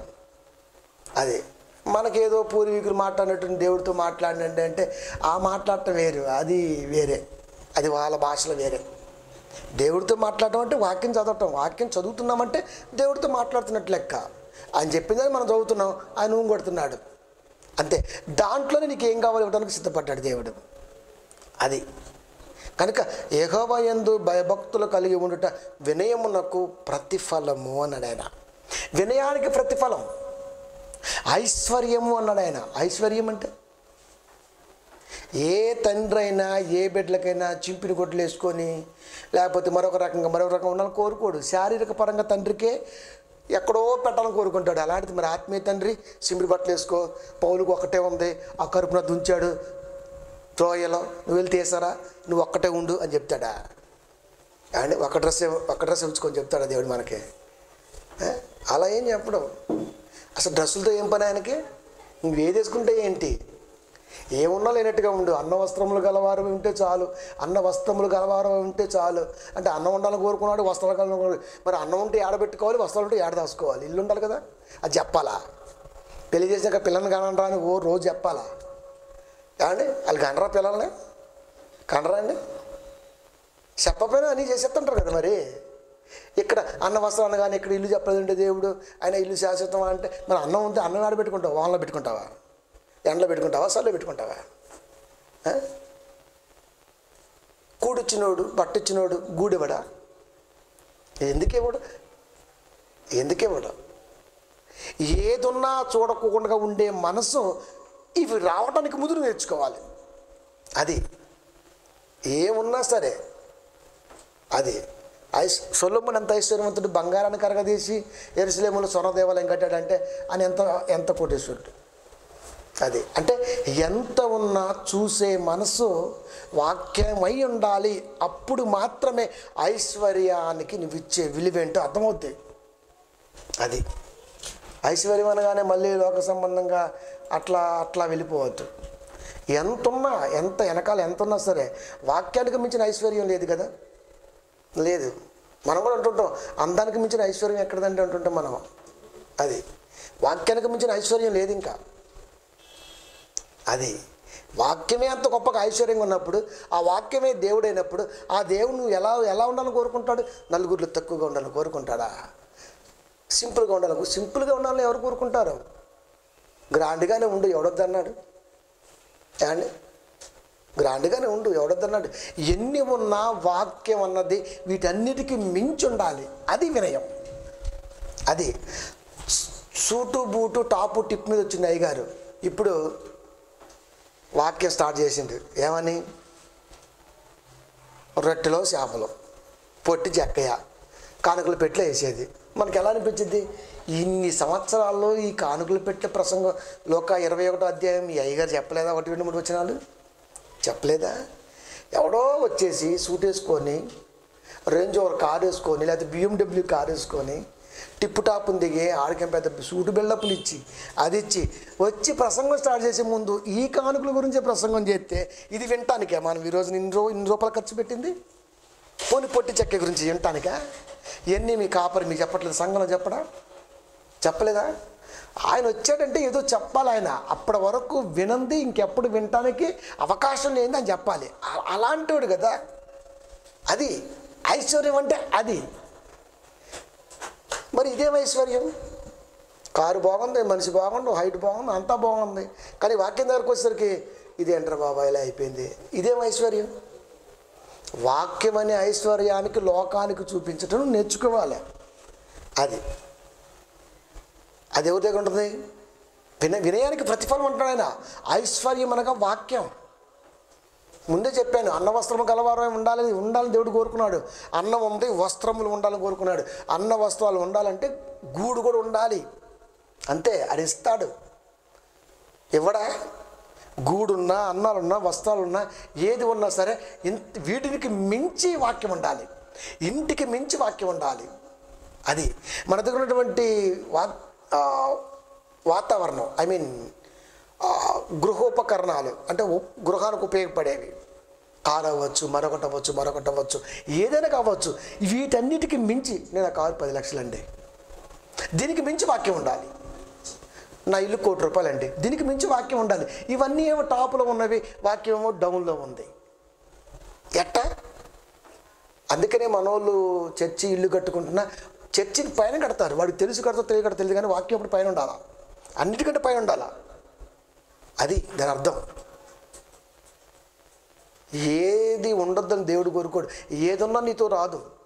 ప్రారంభ శతాబ్ద కాలంలో లేదంటే వాడు నడిచెల్లి సేవ చేశారు, 15,000 కిలోమీటర్లు తిరిగారు. నువ్వు తిరుగు మరి. నువ్వు తిరిగి చూద్దాం మరి. కానీ మనోళ్ళ ప్రసంగాలు మాత్రమేమో ఇల్లు అవసరం లేదు, వాకిలు అవసరం లేదు, ఏం అవసరం లేదు, పని అవసరం లేదు, ప్రభు ఉంటే చాలు. ప్రభు ఉంటే సరిపోతుందా? ప్రభు చెప్పిన మాట ఉండాలి కదా మరి. నీకేమో అన్నీ కావాలి, నువ్వేమో హ్యాపీగా రావాలి. ఈ వాక్యాలు ఎన్నోళ్ళేమో అన్నీ పోగొట్టుకొని సంఘంలో కూర్చొని చేతులు ఎట్టి పెట్టుకొని ముందుండాలి. ఇది నేర్పేది. అండి ఇడ్లీ ఎమ్ముకున్నామా కానుక ఇవ్వాలి లక్షలు లక్షలు. ఒక పలానా రైతు కానుకలు ఇవ్వాలి లక్షలు లక్షలు. ఆడు మాత్రం ఎప్పుడు బురదలో ఉండాలి, ఎప్పుడు ఇడ్లీలు వేసుకుంటే ఉండాలి. ఇంకా ఆ ఇడ్లీ దగ్గర ఒక రేకు షెడ్ వేసుకోవడానికి వీల్లేదు ఇంకా. కానీ నువ్వు మాత్రం సంవత్సరం ఎదుగుతూనే ఉంటావు కాపరి. నువ్వు ఎదుగుతావు, వాళ్ళు మాత్రం అలాగే ఉంటారు. ఇడ్లీ వేసుకున్నది 20 ఏళ్ళ మంటే ఇంక ఇడ్లీ ఇంకా షట్టర్ వేసుకుంటాం కూడా ఉండవు డబ్బులు. వాళ్ళు అలాగే ఉంచాలి, నువ్వు అలాగే ఉంచాలి వాళ్ళని. ఇదేం ప్రసంగాలండి? ఇది ఎలా అవుతుంది? ఇలా చేతి ఒప్పుకోడు దేవుడు. వాళ్ళకి నేర్పాలి. ఏదున్నా అశాశ్వతం, ఏదున్నా నీతో రాదు. అలాగని ఉన్నతకాల లోకంలో నువ్వేమో దేవరాశి వాడిగా భేదవాడితో చుట్టూ ఉన్న వరకు అసహ్యుడు. ఎలా ఉంటావు? ఎలా ఉంచుతావు? ఎలా ఉంటావు? అంటే ప్రసంగం అన్నది దేవుడు ఏం కోరుకుంటుండో చేయడం మనిషి. ఐశ్వర్యం వద్దా? ఉండాలి ఐశ్వర్యం, కానీ దానికి మించి వాక్యం ఉండాలి. అది ఒకవేళ ఐశ్వర్యం వద్దు అనుకున్నోడికి మరి ఈ రోజున పొలాలు ఉండొద్దు రే పాస్టర్లు, నేను ముందే చెప్తున్నా. మరి ఎవరికి పొలాలు ఉండడానికి వీల్లేదు, ఎవరికి కొంప ఉండడానికి వీల్లేదు, ఎవరికి కారు ఉండడానికి వీల్లేదు. అది మీ ప్రసంగాల్లో మరి ఇవన్నీ వస్తే ఇది ఉండడానికి వీల్లేదు. లేకుండా చెప్పు. నువ్వు వస్తేనేమో ఏసీ సూట్లు కావాలి, నువ్వు వస్తేనేమో అప్పటికప్పటికి మళ్ళీ లక్షల రూపాయల లైటింగ్ కావాలి, నువ్వు బ్లాక్ ఉన్న ఎలోజన్ లైట్లు గొప్ప ఎర్ర కనబడాలి మరి కదా. నీకేమో ఇంత అంగు ఆర్భటం కావాలి. సంఘ విశ్వాసులు మాత్రం తక్కువ ఉంటారు. ఇదేం లోపల ప్రసంగాలు? ఈ ప్రసంగాలు చేయకూడదు ఎప్పుడు కూడా. మేము ఆచరణలు చేసి వచ్చాం, అలాంటి ప్రసంగాలు చేయలే. అది ఎదగాలి ఆర్థికంగా దేవుళ్ళో, ఫట్ ఉండాలి. అవి ఏమీ రావు. అది ఏమొస్తాయి? ఏమీ రావు. అది ఒక అస్థిపంజరాన్ని అడగండి, మనకు తెలీదు. డాక్టర్ చెప్పాలి ఆడ మగ, ఆడు కోటీశ్వరుడో ఏంది ఎవడో తెలియదు, ఆడు ఎలా బతుకుండో ఎవడికి తెలియదు. అంటే ప్రాణం పోయిన తర్వాత కాల్షియం కాబట్టి కొద్ది కాలం భూమిలో ఉంటుంది, అప్పుడే పోదు. కనుక దేవుడిచ్చినటువంటి ఇవన్నీ పోతాయి. మిగిలినటువంటి ఆ స్కెల్టన్ని మనం ప్రశ్నిస్తే ఆన్సర్ దొరకదు అక్కడ. అది ఏమీ ఉండదు, కనుక ఏమీ తీసుకెళ్ళాం. కానీ ఎదుగుతున్నటువంటి విధానంలో ప్రతిదీ అవసరం. అది అవసరం కొలది ప్రారంభంలో పంచిపెట్టారు. అవసరం కొలది నేటి కాలంలో దేవుడి కొరకు ఇచ్చేవాళ్ళు అనేక మంది ఉన్నారు. అవసరం ఉంది అంటే అవసరములో నువ్వు ఉన్నావు అని అర్థం. అవసరం నువ్వు పెట్టగలిగే అంత స్థితిలో ఉండాలి. అది కదా ఐశ్వర్యం అంటే. ఇచ్చే మంచి మనసు ఐశ్వర్యం. పాపం ఒక సినిమా యాక్టర్ కదండి సోను సూద్ అనేవాడు, మంచి సాయం చేస్తున్నాడు. ఇప్పుడు వాడు కులం మీద రాజకీయం చేస్తున్నారు. వీడు పలానా మైనారిటీ కలవాడండి, వీడు రాబోతున్న రోజుల్లో ఆ కేంద్రం తరపున ఎక్కడో ఆ రాయ్బరేలీ ప్రాంతంలో ఎంపీగా పోటీ చేస్తాడు. దానికోసం ఇప్పుడు సింపతి కోసం అండ్ ముస్లింకి మనం సపోర్ట్ చేయొద్దు అండ్ సాయం చేసేవాడు ముస్లిం అయితే ఏంటి, హిందూ అయితే ఏంటి, క్రైస్తవుడు అయితే ఏంటి? క్రైస్తవులకు ఉందా మరి సాయం చేసే బుద్ధి? ఒక ముస్లిం చేస్తున్నాడు, వాడిని విమర్శిస్తావా? ఎక్కడుంది? ఎక్కడ దిగసారు ఉంది? చేసేవాడు ఎవడైనా సరే ముందు ఆ మంచితనాన్ని చూడు. అది వినయం. పరలోకం నరకం నువ్వు చేయలేవు, డిసైడ్ నీ వల్ల కాదు. పౌలు లాంటి మహానుభావుడే ఆడివిడే నాకు లేదన్నాడు. నువ్వు ఎలా చెప్పగలవు? ముస్లిం నరకానికి వెళ్తారు నీకు ఎవడు చెప్పాడు? శాస్త్రులు లాంటి గొప్పలు లేడు అన్నాడు, వాడికి పరలోకం ఇచ్చాడు. నీకేం తెలుసు అవన్నీ? చేసే పని బట్టి కదా. అది ఆన్ డెసిషన్ ఉంటుంది, నువ్వు చేయొద్దు. బాప్టిజం తీసుకుంటే పరలోకం ఇస్తానన్నమాట శుద్ధ తప్పు. ఇవ్వడు. అది బాప్టిజం లేకపోయినా పరలోకం ఇస్తాడు, అది ఆయన ఇష్టం. అసలు ఈ పరలోకం ఇస్తాడా ఇవ్వడా ఇది కాదు నీ పని. నీకు ఇస్తున్నటువంటి జ్ఞానములో నువ్వు ఈ దేవుడికి జ్ఞానాభ్యాసములో ఎంత దగ్గరగా వచ్చావు నిన్ను నువ్వు ప్రశ్నించుకో. ఆడు పోతాడా పరలోకం, వాడు దేవుడిని నమ్మలా, అవన్నీ నీకెందుకు? నీకే దిక్కు లేనప్పుడు వాడి గురించి నీకేం మాట్లాడతాం? అంటే ఒక వ్యక్తి గురించి మనం అంతసేపు మాట్లాడుతున్నామంటే ఆ టైం అంతా దేవుడి గురించి మనం మాట్లాడుకోవడానికి అవకాశం కోల్పోయినట్టు లెక్కే. అంతే కదా. మరి అక్కడ అర్థం అదే కదా. అభ్యాసం ఏది అక్కడ? అభ్యాసం బ్రేక్ అవుతుంది. కనుక ప్రియమైన దేవుని పిల్లరా, కనుక ముందు నువ్వు సేఫ్ జోన్లో ఉండు. అదే ఐశ్వర్యము అన్నాడు. ప్రతిఫలం, వినయానికి ప్రతిఫలం. ఐశ్వర్యమును అన్నాడు. ఘనత, జీవమును దాని వలన కలుగును. ఐశ్వర్యమైన, ఘనత అయినా, జీవమైన, జీవం అంటే పరదేశి, అది దానివల్ల కలుగుతుంది, వినయం వల్ల కలుగుతుంది. ఆ వినయం యెహోవా యందు భయభక్తులు ఉండాలి, మాట ప్రాక్టీస్ ఉండాలి, దేవుడు అడక్క ముందే ఇచ్చే మనసు ఉండాలి, ఆయన మనసు గుర్తెరిగి నడవడానికి అవకాశం కలిగి ఉండాలి. ఇది ఎంత ఉండాలి, అప్పుడు కదా ప్రియమైన దేవుని పిల్లారా. కనుక ముందుగానే మనం అనేస్తూ ఉంటాం, వాడికి రాదు. ముందు మనం ఆ సేఫ్ జోన్లో ఉండి అనగలిగామా అని అనగలుగుతున్నామా? అబ్రహాం గారు ఎక్కడున్నారు? పరదేశంలో ఉన్నారు. లాజరు ఎక్కడున్నాడు? అబ్రహాం గారి దగ్గర ఉన్నాడు. ధనవంతుడు ఎక్కడున్నాడు? ఎదురు కనపడుతున్నాడు, వేదన పడే స్థలంలో. ఇప్పుడు సంభాషణ జరుగుతున్నప్పుడు ఒక మాట అంటాడు అక్కడ, అది అయ్యా మరి కిందోళ్ళ పరిస్థితి ఏంది? మన తమ్ముళ్ళు ఉన్నారు, దేవుడి మాట వింటే వచ్చేస్తున్నాడు, దేవుడి మాట వింటే వచ్చేస్తాడు నా దగ్గరికి, అది తప్పించుకుంటాడు. అంటే ధనవంతుడి 5 సోదరులు దేవుడి మాట వింటే పరలోకాన్ని స్వతంత్రించుకుంటారు. అంటే ధనవంతుడికి పరలోకం లేదా? మరి యేసుక్రీస్తు ఎందుకన్నారు ఆ మాట, ధనవంతుడి పరలోక రాజ్యంలో ప్రవేశించుట కంటే అని? అదే యేసుక్రీస్తు వారు మళ్ళీ అనేక మంది ధనవంతుల్ని పరలోకాన్ని ఎలా చేర్చుకున్నాడు? దావీదు ధనవంతుడు, సొలొమోను ధనవంతుడు, అబ్రహాము ధనవంతుడు. కనాను దేశం 1 ఎకరం 1/2 ఎకరం లేదు, అక్కడ దేశమే ఉంది. ఇవన్నీ ఏంటి మరి? వీళ్ళ పరిస్థితి ఏంది? అందుకే వాళ్ళు ఎన్నున్న వాక్యాన్ని టాప్లో పెట్టారు. అది అయ్యా నాకు 5 సోదరులు ఉన్నారు, అక్కడ ఏలియా మోషే గారు ఉన్నారు అంటే అర్థం ఏంటి? అలా గొప్పగా. ఏలియా అంటే రోషగాడు, మోషే అంటే నడిపించేవాడు. అంటే రోషముతో నడిపించే కాపరికి గుర్తు. అది అక్కడ చెప్పింది ఆయన వాక్యంలో, నడిపింపులో. ఏలియాని చూపించాడు స్వభావం. ఏలియా ఎందుకు? రోషగాడు. మోషే నాయకుడు, నడిపిస్తాడు. అంటే నడిపించేవాడు రోషగాడై ఉంటే ఖచ్చితంగా మీ వారు కూడా ఇగో ఇక్కడికే వస్తారు. నువ్వు వెళ్ళేది కాబట్టి అక్కడ ఉన్నావు, వాళ్ళు విన్నారనుకో, ఐశ్వర్యం ఉన్నా, ధనం ఉన్నా, ఏదున్నా వాళ్ళు ఇక్కడికి వస్తారు. చెప్పకనే చెప్పాడు కదా. ఒక మాట తీసుకొని ధనవంతుడి పరలోక రాజ్యంలో పేరు దుర్లభం అంటే వాళ్ళకి లేదు, అవకాశం లేదా? అరిమతే ధనవంతుడు కదా, ఇవ్వలేదా? మరి ఏం బోడి ప్రసంగాలు చేస్తారండి? ఈ ప్రసంగాలు చేస్తే పరలోకం నీకు లేదు, ముందు విన్నోడికి ఎలాగో ఉండదు. అంతే కదా ప్రియమైన దేవుని పిల్లారా. అప్డేట్ అవట్ల దెయ్యం చెప్పేశాడు, గర్జించు సింహం వల్లే ఎవరిని మింగుద్దునా అని. కథం వెంటనే మార్చేసింది. 11-12 కొరింథీ స్మార్ట్గా తయారైపోయింది. దేవుడు చెప్పిండు కాబట్టి ఇలా మాట ఉంటారు. ఎందుకంటే క్రైస్తవులు అంతా బుడింగాళ్ళు కాబట్టి. అది వాడి ఆ మాట పట్టుకుని ఆడే ఉంటాడు. ఇంకా అభ్యాసం అంటే ఏంది? ఇలా వెళ్ళిపోవాలి, సాగ తీసుకుంటూ వెళ్ళిపోవాలి. అప్పుడు అర్థమవుతుంటుంది మనకి ఎక్కడే ఉందని. అది ఐసీలో ఉంటారు, మనకి పల్స్ రేట్ చూపిస్తుంటుంది, టిప్పు పెడుతూ ఉంటారు, అది సిగ్నల్ ఇస్తూ ఉంటుంది మనకు. అరుచుకుంటే పైకి కిందకి ఇట్టే పోవచ్చుగా, పైకి కిందకి ఎందుకు పోవాలి? అది అప్పుడు ఎందుకు అవ్వాలి? అభ్యాసం చేస్తుంది నీ బాడీని, నీ తలం, నీ థాట్స్ని అభ్యాసం చేస్తుంది, నీ పల్స్ రేట్ని అభ్యాసం చేస్తుంది.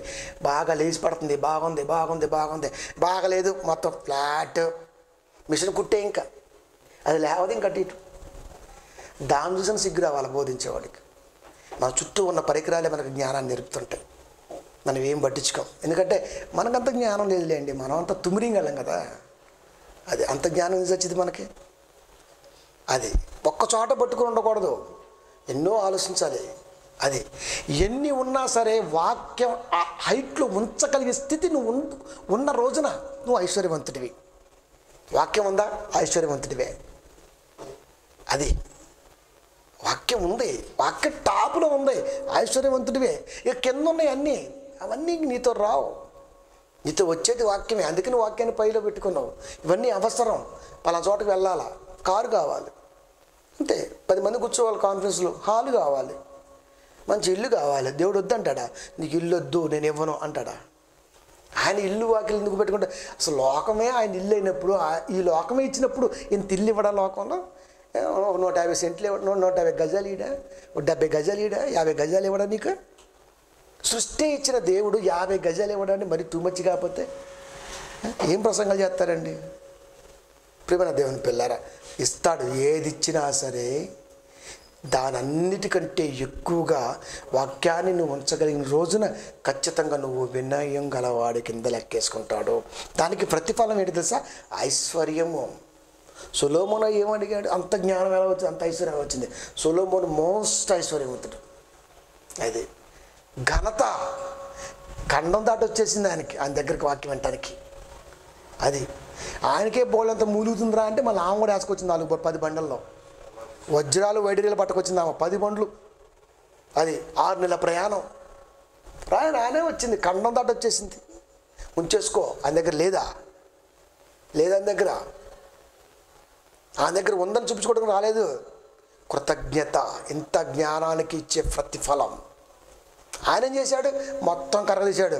తక్కువైంది, ఎవరి దగ్గర ఉంది, సామంతులు ఇచ్చేయండి, ఇచ్చేశాడు.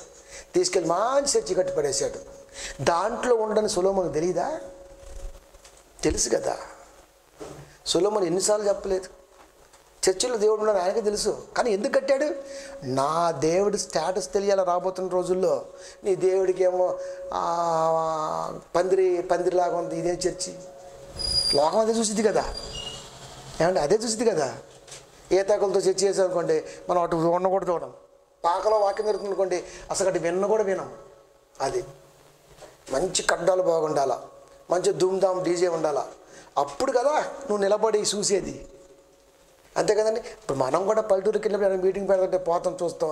2 లైట్లు పాపం, చిన్న చిన్న బుడ్డు లైట్లు ఉంటాయి, మంచి వాక్యం చెప్తాడు. కానీ వీటిని చూసిన వెంటనే ఆయన దగ్గర వాక్యం మనకి ఎక్కదు. అది ఎందుకంటే వాటితో మనం స్కాన్ చేసేద్దాం. వీటి దగ్గర స్తోమత లేనప్పుడు ఏ వాక్యం చెబుతారండి, ఏ చిన్న పాస్టర్ అనుకుంటాం. వీటిని బట్టి వాక్యం లేకపోయినా సరే ఫుల్ ఫ్లెడ్జ్డ్గా పెట్టామనుకో, 2 కిలోమీటర్ లైటు, ఎంత ఉంటే ఎంత పెట్టాడు, ఇంత దగ్గర ఎంత వాక్యం ఉందో అంటే వీటిని బట్టి వాక్యమా? ఎట్లా స్కాన్ చేస్తాం ఈరోజు మనం? ఎట్లా స్కాన్ చేస్తాం మనం? అంటే ఎంత టోటల్ రాంగ్లో ఉన్నామో ఆలోచించండి. ఇది వినయం ఎలా అవుతుంది? ఐశ్వర్యము, ఘనత, జీవము దాని వలన కలుగును. ఇప్పుడు వినయం వలన జ్ఞానం ఉంటుంది. జ్ఞానాన్ని సాధకం చేస్తే ఘనత దొరుకుతుంది. ఘనత ఆ జ్ఞానాన్ని అభ్యాసం చేస్తే, ఆ సాధకంలో ముందుకెళ్తే ప్రతిఫలం ఐశ్వర్యము, పైగా ఘనత, పైగా జీవము. వినయములో ఇన్ని ఉన్నాయి. ఇంకొకటి కూడా ఉంది వినయంలో. యోబు గ్రంథము 22వ అధ్యాయము 29వ వచనము.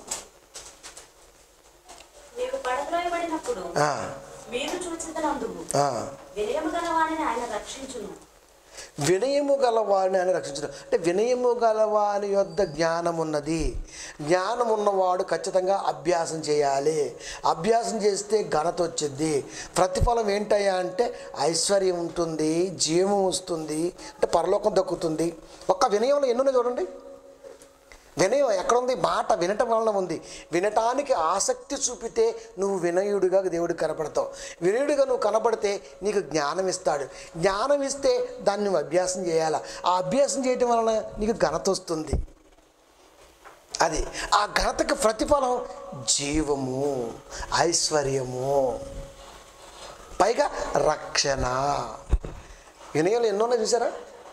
వినయములో జ్ఞానం ఉంది, వినయములో ఘనత ఉంది, వినయములో అభ్యాసం చేస్తే ఐశ్వర్యం ఉంది, జీవం ఉంది, పైగా రక్షణ ఉంది.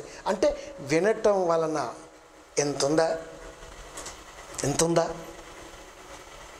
ప్రేమ దేవుని పిల్లరా, అంటే ఎంత జాగ్రత్తగా వినటం అనే దాన్ని మనం తక్కువ చూసుకుని ఈ రోజున వినటంలో టోటల్గా ఏముందయ్యా అంటే నిన్ను రక్షించేది ఉంది అన్నాడు ఆయన. అది రక్షించేది వాక్యం. అదే వినయము గలవారిని ఆయన రక్షించును. ఆయన అనగా వాక్యం. వినయం గలవారిని ఆయన రక్షించును. అది వినయం గలవాడు ఎవడయ్యా అంటే వాక్యం కొరకు వేగిరపడి పరిగెత్తేవాడు వినయం గలవాడు. అది వాక్యం కొరకు పరిగెత్తే మనసున్నవాడు వినయం గలవాడు. దేవుడు వాడి లోపాల గురించి వాడి గురించి చెప్పట్లా. ఒకవేళ లోపాల గురించి చెబితే ఇప్పుడు ఒక పాయింట్ ఇస్తాను. ఏంటంటే మనకు తెలుసు సౌలు చాలా మంచోడు. అది సౌలు చాలా మంచోడు. గాడిదలు కాసుకుంటున్నాడు. చాలా వినయుడు. ఆ ప్రాంతంలో ఉన్నటువంటి వారికి పరిచయిస్తుంది మంచిగా. అది అందుకే కదా సకల జనుల మర్యాద చొప్పున ఇదిగో ఈ సౌలును మాకు రాజుగా చేయన్నారు. ప్రజలు ఎలా కనబడ్డాడు? చాలా వినయుడిగా కనబడ్డాడు. గాడిదలు కాసుకుంటున్నా ఎంత గొప్పగా గాడిదలు కాస్తంటే ఈయన్ని రాజు చేస్తే మనలో కూడా గొప్పగా కాస్తాడు. కనుక ప్రజలు సౌలును గుర్తెరిగి ఆయనలో ఉన్న వినయాన్ని గుర్తెరిగి రాజును చేయటానికి దేవుణ్ణి అడిగారంటే సౌలులో లోకంలో కనపడుతున్న వినయం లోకస్తులు గుర్తెరిగి ఎంత గొప్పగా ఉంది. రాజు కాకముందు కూడా చాలా బాగుండు సౌలు. దేవుడు ఎంత భయభక్తులు కలవడం కూడా తెలుసు మీకు. సౌలు గాడిదలు కాసుకున్న ఎప్పుడైతే రాజరికాన్ని పెట్టాడో అంటే ఐశ్వర్యం వచ్చేసింది. అది ఐశ్వర్యం వచ్చేసింది, ఘనత వచ్చేసింది. అంతే. ఆ వినయం కాస్త ఏమైందయ్యా అంటే అభ్యాసం కోల్పోయాడు. అదే అభ్యాసం కోల్పోయాడు. మామూలుగా ఉన్నప్పుడు ఒక వ్యక్తిని గుర్తెరిగి సకల జనుల మర్యాద చొప్పున సౌలును రాజుగా చేయండి అన్నారంటే ఆ చూస్తున్న జనం దృష్టిలో సౌలు ఎంత గొప్పగా వినమ్రుడిగా ఉన్నట్లు మీరు ఆలోచించండి. ఎంత గొప్పగా అండి. కానీ దేవుడికి తెలుసు అదే వీడిని చేస్తే ఖచ్చితంగా ఇలా ముంచుతుందని తెలుసు. వినయస్తుడే దేవుడు. ఆయన తక్కువ అంచనా చెప్పి తక్కువ చేసి మాట్లాడట్లా. వినయస్తుడే అతను కూడా. అది ప్రేమించేది కూడా మంచిగా సౌలుని. రాజును చేయటం వల్ల ఇష్టం లేదు దేవుడికి. ఎందుకంటే ఫ్యూచర్ తెలుసు దేవుడికి. రాజును చేస్తే వీడికి గర్వం వచ్చేద్ది, వినయం పోద్ది. ఎందుకంటే వాడికి ఆ కెపాసిటీ లేదు. కెపాసిటీ లేని వాడిని జనం గుర్తెరగలేరు. ఎందుకంటే జనానికి ఆవేశం లేదు. జనానికి వాడు వినయం అన్న సంగతి వాడి మాటను బట్టి ఒబీడియన్స్ బట్టి చాలా అండి. మనం మామూలుగా ఎట్లా ఉంటామండి? మామూలుగా ఎలా ఉంటాం అండి? కొత్త ప్రదేశానికి వెళ్ళిన అసలు మాట్లాడినా చాలా మామూలుగా స్టైల్ పెట్టుకొని చాలా వినమ్రుడిగా కనపడుతుంటాం మనం. ఆడ అస్వరూపం తర్వాత తెలిసిద్ది. అది దేవుడు తెలుసు వీడికి ఇది ఇస్తే మిస్యూజ్ అవుతుంది, ప్రజలు ఇబ్బంది పడతారు. కానీ అడుగుతున్నారు, మరి ఏం చేద్దాం? వాడు వినమ్రుడే కాదంటలేదు. కానీ రావటం వలన వాడు దాన్ని తగ్గించుకోలేడు వాడు. అది దేవుడికి తెలుసు ఆ విషయం. అది కనుక ఏం చేస్తాం? ఇచ్చేశాడు. ఏమైంది? చివరికి కోల్పోయాడు. 40 years మళ్ళీ మామూలు తక్కువ చేయాల, బాగా చేశాడు. పరిపాలన కోల్పోయాడు. కనుక ప్రియమైన దేవుని పిల్లరా, అంటే దేవుడు చూడాలనుకున్న వినయం మాట ద్వారా ఆయన ఫాలో అవటంలో ఆయనకి తెలిసిపోతుంటుంది. ఇక లోకం చూసే వినయం అంటవా? లోకం చూసే వినయం ఎప్పుడూ పాస్ అయినట్టుగా చరిత్రలో లేదు. అది లోకస్తుల్లో వినయం లోకస్తులకే నయం. వాళ్ళకే అది మావాడండి పలానా చోట ఉద్యోగం చేస్తాడండి, పలానా దేశంలో అసలు ఎంత బాగుంటాడండి, రోజు తదంటూ ఫోన్ చేస్తాడండి, మాతో ఫ్రెండ్స్తో మాట్లాడతాడండి. కొన్ని రోజులు పోయినాక ఏముంటారండి ఈ మధ్య వాళ్ళు ఫోన్ చేయట్లేదు, పాప వాడు బిజీగా ఉన్నాడేమో, దుబాయ్లో బాగా మంచి ఉద్యోగం చేస్తున్నారు కదా. ఏమవుతుంది? నువ్వు ఎక్స్పెక్ట్ చేసింది నీకు అందత కొద్ది కాలం పోయిన తర్వాత. ఇదే వినయం. ఇది వినయం అనరు. వాక్యం దగ్గరికి నిన్ను నడిపించటానికి ప్రేరేపిస్తున్నటువంటి మాట ఏదైతే వినపడుతుందో అది వినయం. అది నువ్వు అభ్యాసం చేస్తే నీలో వస్తుంది. అది వినయము గలవారి యొద్ద జ్ఞానం ఉన్నది. జ్ఞానం గలవాడు అభ్యాసం చేయాలా. అభ్యాసం చేస్తే ఘనత వస్తుంది. ఘనత ఉంటే వాడికి ఐశ్వర్యం ఉంటుంది, జీవం ఉంటుంది, రక్షణ ఉంటుంది. సరిగ్గా ఎంత జాగ్రత్తగా పెట్టుకుంటూ వచ్చాడు. ఇప్పుడు మనం సౌలుని ఆలోచించాం. ఏం లాభం? సౌలు తక్కువేం చేయట్లేదు. సౌలు వినమ్రుడే లోకం దృష్టిలో. కానీ కోల్పోయాడు కదా. వినమ్రత అంటే ఎలా ఉండాలి తెలుసా? మన అబ్రహం గారిని మనం చూడండి. నాయన ఏం లాభం నాయన, అన్నీ ఇచ్చావు, పిల్లలు లేరు, ఆస్తి ఇచ్చావు, కానీ ఏం లాభం? అది కొంచెం ఎదగడికి అయిపోద్ది. టెన్షన్ పడక ఇస్తానంటే మాట ఇచ్చాను, ఇచ్చేస్తున్నాను. చూద్దాం మరి అన్నీ ఇచ్చి ఐశ్వర్యం ఉన్నా అన్నీ ఉన్నా అందరినీ చూసుకోవడంలో చాలా ప్రేమ చూపిస్తున్నాడు, నా దగ్గర ప్రార్థనలో గొప్పగా ఉంటున్నాడు. సరే, ఒక చిన్న టెస్ట్ పెడదాం మనోడికి. అంతే, సాయంకాలం పాటు ప్రత్యక్షమయ్యాడు. ఏం చేస్తున్నాడు ఆయన? ఫ్రెష్గా ఉన్న ప్రభా, చెప్పండి ఎక్కిద్ది ఇప్పుడు ఏం చెప్పినా. బాబుని తీసుకొని రేపు ఒక పర్వతం ఉంది కదా, మోరి పర్వతం, అడగరా. ఎవరు చెప్ప మాకు, ఎవరికంటే మీ వైఫ్కి కూడా, మీ ఆమె కూడా చెప్ప మాకు. ఎందుకంటే అప్పుడే పుసుక్కుని నవ్వింది ఇంట్లోకి వెళ్ళి. ఇప్పుడు ఏమంటుంది ఇంకా? కనుక బలహీనం కదా వాళ్ళకి చెప్ప మాకేమి. బాబుని తీసుకుని పనులు కూడా చెప్ప మాకు. నేను చెప్పినట్టుకు రా అన్నాడు, అంతే అయిపోయింది. ఎవరికి తెలియలా, చివరికి ఇస్సాకు కూడా తెలియలా. ఈ వినయం, ఇది వినయం ఎలా అవుతుంది? ఎవరికి తెలియకుండా చేయటం వినయం ఎలా అవుతుంది? ఎవరికి తెలియకుండా చేయటమే వినయం. అది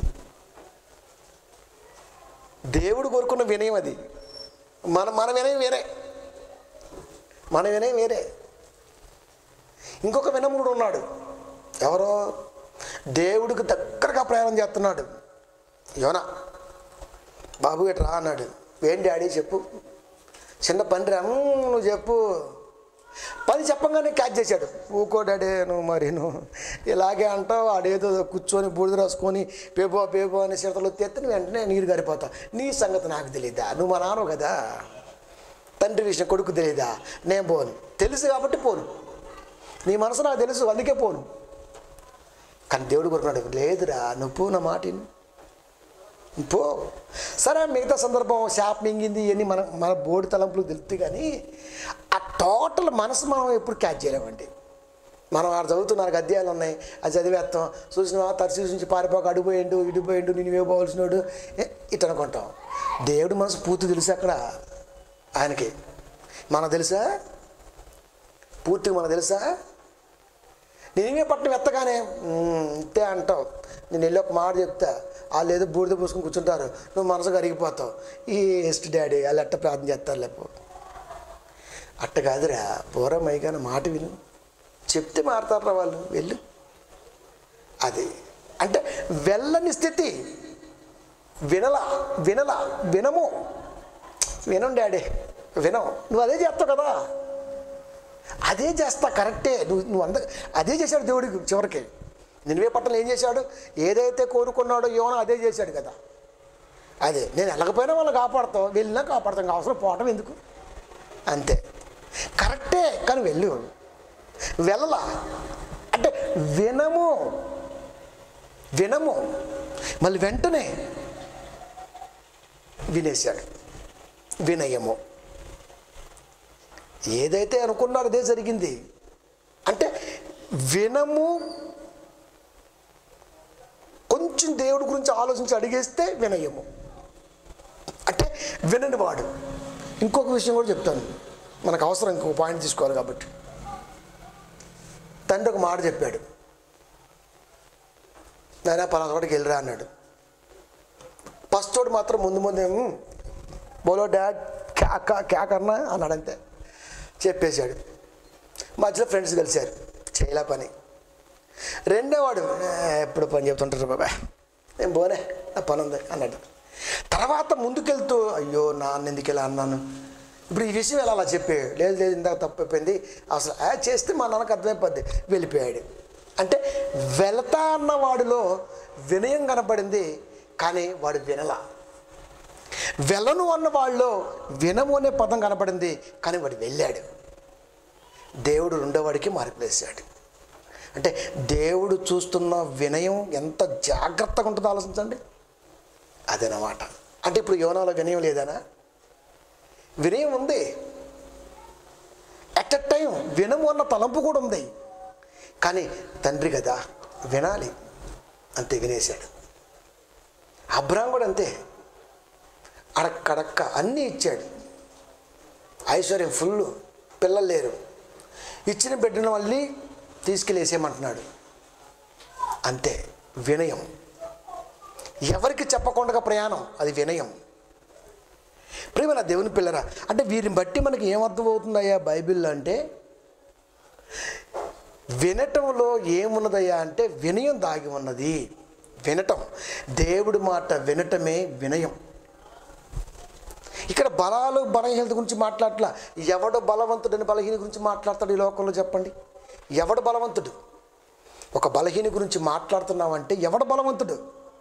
ఏ విషయంలో బలవంతుడివి? ఏమండి, నువ్వు ఒక విషయంలో బలవంతుడు అవ్వచ్చు, ఒక విషయంలో ఇంకో విషయంలో బలవంతుడు అవ్వచ్చు, 10 విషయాల్లో బలవంతుడు అవ్వచ్చు, కానీ 11 విషయంలో నువ్వు బలహీనుడివే. పూర్తి బలంగా ఉన్నప్పుడు మాట్లాడు బలం గురించి. అదే కదా దేవుడు కోరుకుంది.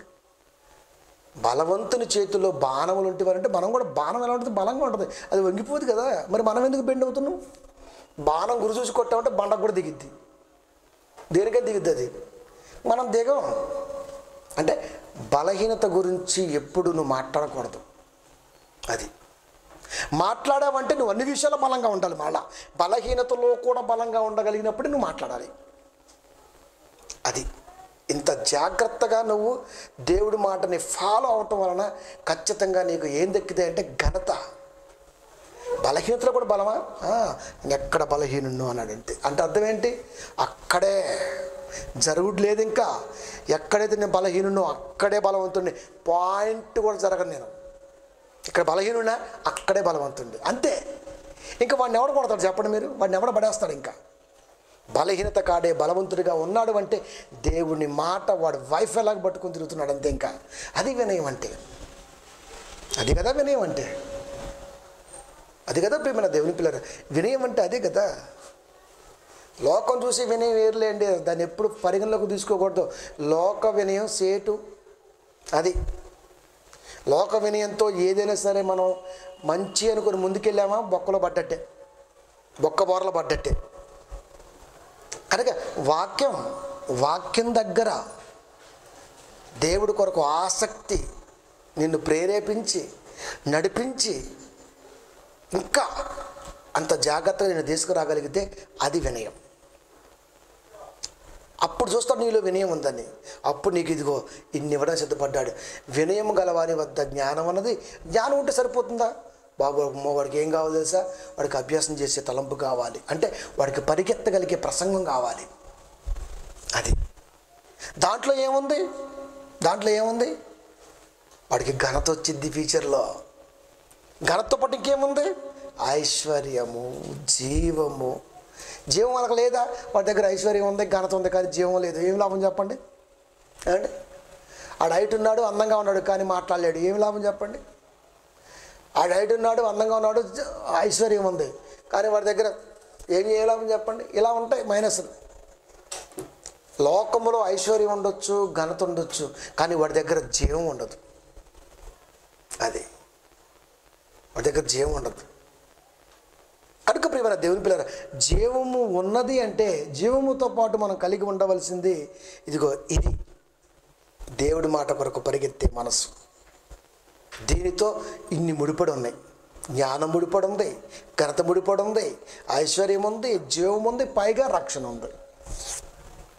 ఇంకేం కావాలండి? వేగిరపడి వచ్చి వింటే అయిపోతుంది కదా. 1 పేతురు 3వ అధ్యాయము 20వ వచనము.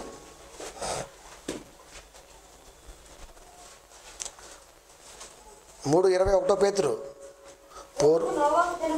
పూర్వము నోవాహు దినములలో ఓడ సిద్ధపరచబడుచుండగా అవిధేయులైన వారి యొద్దకు, అనగా చెరలో ఉన్న ఆత్మల యొద్దకు ఆయన ఆత్మరూపిగానే వెళ్ళి వారికి ప్రకటించెను. ప్రకటించటం అది ఎవరికి ప్రకటన జరుగుతుంది తెలుసా? వాక్యం ఎవరికి వస్తుంది? ఎవరికి? అవిధేయులు అంటే ఎవరో? చెరలో ఉన్నవారు ఎవరు? లోక సంబంధమైన వినమ్రతలో ఇమిడిపోయి ఒబీడియన్స్ అనే పదానికి టాపప్లో ఎప్పుడు కూడా టాపప్ చేసుకునేవాడు. అది మావాడికండి ఏ అలవాట్లు లేవండి, చాలా వినయవంతుడండి. మరి ఎందుకండి వాళ్ళ అమ్మాయిని టార్చర్ పెడుతున్నాడు? ఏండే ఏ అలవాట్లు లేవు, మంచిది కదండి. మరి అలవాట్లు లేవంటే మంచిది. అల్లుడు కొడుకులు అంటే ఇంకెంత బాగుంటుందండి. అలవాట్లు ఏం లేవు, మంచోడు, బాగా చూసుకుంటాడు, అంతా ఓకే. కానీ ఈ టార్చర్ ఏంటి? ఇంటర్నల్ టార్చర్ ఏంటి? దీన్ని ఏమంటారు? ఏమండి ఇటు చెప్పండి, దీన్ని ఏమంటారు? పైకి వినయంగా కనపడతాడు, దీన్ని ఏమంటారు? వాడు పైకి రఫ్గా కనపడతాడు, కానీ వాడు లోపల చాలా వినయం ఉంటుంది, వాడిని ఏమంటారు? లోకం ఫస్ట్ వాడిని మంచోడు ఉంటుంది, తర్వాత బొక్కబార్ల పడి తెగదెంపులకి వెళ్ళిపోతుంది. రెండో వాడిని సరిగా నమ్మదు, నమ్మి శారదిస్తే వాడు చాలా గొప్పడవుతాడు. రెండోది చేయాలి లోకం. అది పూర్వము నోవాహు దినములలో ఓడ సిద్ధపరచబడుచుండగా పని జరుగుతుంది. క్రియ అవిధేయులైన వారి యొద్దకు, అవిధేయులు ఎవరు అనుకోమాకండి, అవిధేయులు అనగానే మళ్ళీ ఏదో అనుకోమాకండి, అనగా ఆయన చెప్పేస్తాడు. చెరలో ఉన్నవారు, చెరలో అంటే ఇదిగో ఇలాంటి సాంప్రదాయాలలో, ఇలాంటి పరిస్థితుల్లో, ఇలాంటి లోకం యొక్క వరవడిలో వీళ్ళు చెర వాడిని అలాగే ఉంచింది. చెరలో అంటే సాతాను యొక్క బంధకం. వాడి బంధకం ఎలా ఉంటుంది? కష్టంగా ఉండదండి, చాలా ఒబీడియన్స్ వాడిదేనండి. ఒబీడియన్స్ అనే పదం కూడా సాతాను కాడిదే. వాడు ఎంత వినమ్రతగా ఉంటాడో తెలుసా మీకు? చూడండి ఎంత వినమ్రత. దేవుడు సృష్టిని కలిగించడానికి ప్రణాళిక లేనప్పుడు, దూతలతో సమావేశం జరిగి అన్నీ పంచుకుంటున్నప్పుడు ఫస్ట్ వరుసలో ఉన్నాడు. చాలా వినమ్రుడిగా 5లో ఒకడు. ఎప్పుడైతే ఆ ప్రసంగం చేసుకుంటూ ఇదిగో నాకు పిల్లలు కావాలి అనుకున్నాడు, అంతే ఆ వినయం కాస్త ఏమైంది తెలుసా? ఇక వినము వెళ్ళిపోయింది. అది ఎంత మంచి పేర్లు, వేగువ చుక్క, ఎంత మంచి పేర్లు పెట్టాడు దేవుడు. అండ్ గోమేధిక వర్ణం, ఎన్నెన్ని రత్నాలు వేసుకుని తిరిగింది అది. ఎంత ఐశ్వర్యం ఇచ్చాడు. వినటం వలన వినను అన్నది అంతే తొక్కిపడేశాడు, భూమి మీదకి వచ్చేసింది. అది భూమి మీదకి వచ్చినాక ఐశ్వర్యం చోట్ల ఐశ్వర్యం అన్నది నీలో లేకుండా చేస్తుంది. ఆ ఐశ్వర్యం ఏంటయ్యా అంటే వాక్యం. అది ఎందుకంటే దానిలో వాక్యం లేదు, దానిలో ఈ లోక సంబంధ ఐశ్వర్యాలు మొత్తం అన్నవి. ఇప్పుడు నీలో వాక్యం ఉండకూడదు, అలా చేస్తుంటుంది. అందుకనే సిద్ధపరచబడుచుండగా అవిధేయులు అంటే చెరలో ఉన్నవారు, అంటే లోక సంబంధమైనటువంటి వినమ్రతలో ఇమిడిపోయి ఉన్నటువంటి వారు. అది ఆయన ఆత్మరూపిగానే వెళ్ళి వారికి ప్రకటించాను. ఆత్మరూపిగా వెళ్ళి ప్రకటించడం అంటే కనపడ్డావు. ఆత్మకు రూపం నీకు కనపడేది కాదు. మళ్ళీ ఎలా ప్రకటన జరిగింది? 120 years నోవాహు ప్రకటన పనిచేస్తున్నాడు. నడి ఊరిలో జరుగుతుంది ఆ పని.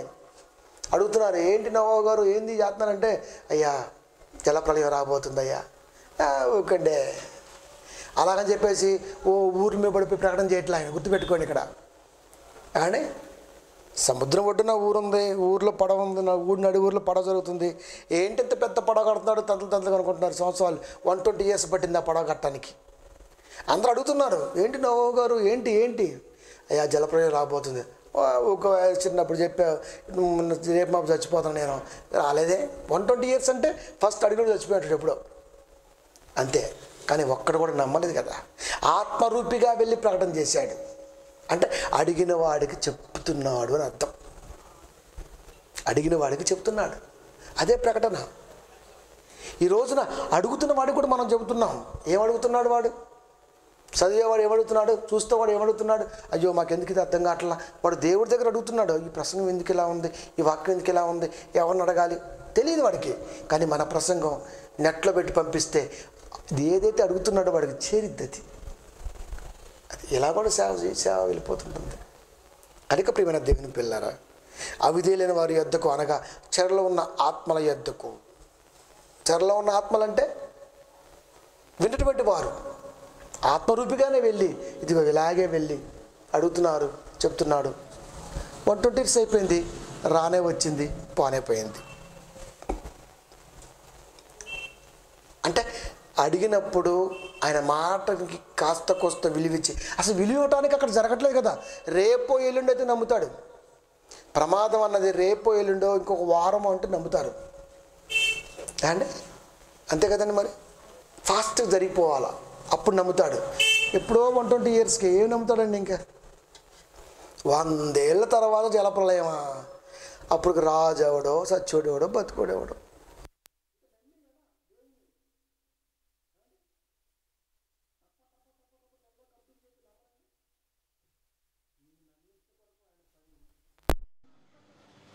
నిన్ను నమ్మించడం కొరకు ఆయన పని ఫాస్ట్గా చేయడం. అది నువ్వు నమ్మాలని చేయడు ఆయన, నువ్వు నమ్మకొరకు రావాలని చేస్తాడు. అది ఎందుకంటే మానవ జీవితంలో మార్పు అన్నది ఫాస్ట్గా రాదు. అది ఫాస్ట్గా వస్తే చచ్చిపోతుంది మనిషి. అందుకని హార్ట్ గుండె కదా 3 సార్లు ఛాన్స్ ఇస్తుంది. అది ఒక్కసారి పోతే ఎంత బాగుండేదండి. హార్ట్ అటాక్ వస్తే చచ్చిపోతే బాగుండేదండి. కానీ 3 సార్లు ఛాన్స్ ఇస్తాడు దేవుడు. నీ తలంపులు మార్చాలి, నీ ఉద్దేశం మార్చాలి, నీ ప్రతిదీ కూడా మార్చుకోవాలి. 3 సార్లు ఇస్తాడు. ఒక్కసారి వచ్చి బతికితే 2 సార్లు ఛాన్స్ ఉంది. నువ్వు ఇంకా ఆగాలి. 2 సార్లు కూడా వచ్చిందంటే ఇంకోసారి మనం లెక్కేస్తాం. 2 అయిపోయిందిరా, 3వ అయిపోతుంది ఇంకంతే. ఇక ఉండే ఇక 3వసారి హార్ట్ అటాక్ వచ్చి బతికిన వాడు చరిత్రలో లేడు. ఎందుకని ఛాన్స్ ఇచ్చాడు? అవిధేయులకు కూడా అంత ఛాన్స్ ఇచ్చాడు అక్కడ. అంటే దేవుడు ఎప్పుడు ఛాన్స్ ఇస్తూనే ఉంటాడు. అది మన దగ్గరకు వస్తేనేమో లాంగ్ టర్మ్ కావాలి మార్పుకి, ఆయన మాటకు వస్తేనేమో షార్ట్ పీరియడ్లో జరగాలి. ఇదేమీ కనుక నీ తలంపుతో దేవుడికి పని లేదు. వినటంలో నువ్వు ఉంటే అది వినయం అవుతుంది. వినయంలో నువ్వు ఉంటే ఎంత జ్ఞానాన్ని పంపిస్తాడు, జ్ఞానాన్ని ఇస్తాడు. జ్ఞానం ఘనతకు దారిస్తుంది, ఘనత ఐశ్వర్యాన్ని కలిగిస్తుంది, జీవాన్ని పెంపొందిస్తుంది. ఇవి మొత్తం కలిసి నేను పరలోకాన్ని నడిపిస్తుంది. వీటన్నీ కావాల్సింది ప్రకటన అనగా వాక్యం. అది అవిధేయులైన వారి యొద్దకు, అంటే ఇలాంటి తలంపులు ఉన్న వాడి యొద్దకు ఇంత మంచి వాక్యాలు, ఆలోచించే వాక్యాలు ప్రయాణం చేయడానికి మనమే కారణం అవ్వాలి. అది వినయం. అది మళ్ళీ నేర్చుకొని పోయి అలాగే ఉండేసి తను అలాగే దాచేసుకుంటే ఏం లాభం చెప్పండి? ఏం లాభం? మొక్క తెచ్చుకొని కుండలు పెట్టుకుంటే ఏం లాభం? దానికి నీళ్ళు పోయాలా, సంరక్షణ చేయాలా, చుట్టూ పెన్షన్ తీసుకోవాలి, కాపాడుకోవాలి. వాక్యం కూడా అంతే. మనమే నేర్చుకోవటం కాదు, నేర్చుకునే వాడు అవిధేయులు ఇంకా చాలామంది ఉన్నారు. ఏదో ఒక రూపేనా చెప్పాడు. ఇప్పుడు నోవాహు గారు వెళ్ళిపోయి ఊళ్ళో ఇప్పుడు ప్రకటన చేయట్లా, ఓడ పని చేస్తాను వచ్చి అడుగుతుంటే చెప్తున్నాడు. నీ కాడికి వచ్చాను చెప్పు, నువ్వు ఇంటికి తప్పసం అవసరం లేదు. నీ కాడికి వస్తే ఖచ్చితంగా నువ్వు దేవుడి మాటలు చెప్పు, 2 మాటలు చెప్పు. అది నీ వెళ్ళి చెప్పడానికి వచ్చి పోతు వాళ్ళు వచ్చి అడిగారు అనుకోండి, బాగుంటుంది. ఇది కూడా టెక్నిక్కే, గేమ్లో వాడటం, ఇది కూడా జ్ఞానమే. అది కనుక ఇన్ని రకాలుగా నువ్వు ముందుకు సాగగలిగిన రోజున నువ్వు దేవుని దృష్టిలో వినయుడిగా కనపడతావు. వినయం అనే పదానికి పర్ఫెక్ట్ అర్థం అది. లేకపోతే ఇంకా వినయం అంటే ఇంత అయిపోతుంది.